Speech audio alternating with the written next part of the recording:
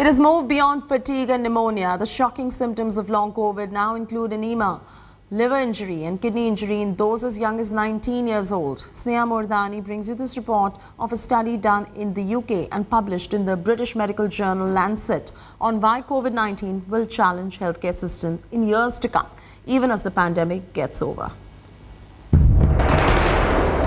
Almost 50% of long COVID patients are incapable of self-care when discharged from hospital.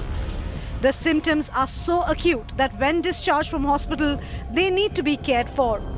And this holds true for patients of long COVID as young as 19 years old.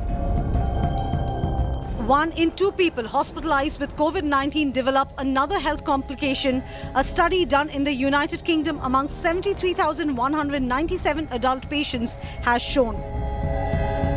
These are the new symptoms of long COVID-19. A study published in the medical journal The Lancet has found.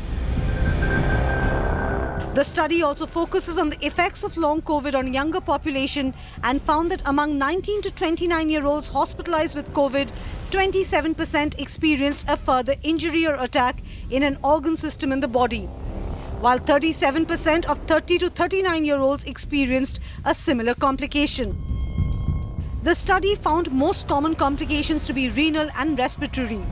Specific complications within each organ system were also reported, and cardiac arrhythmia and irregular heartbeat being the most common. India is also seeing similar symptoms in its long COVID patients. The people who have been hospitalized were having at least one complication, in their course of duration.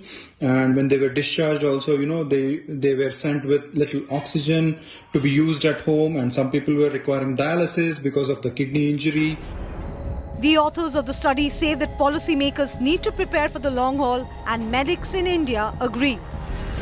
What the government could do really to enhance is increase the awareness about COVID vaccination. What we are noticing in the second wave is that people who were vaccinated and have received both the doses, if at all they come with the symptoms, they're going to be very mild.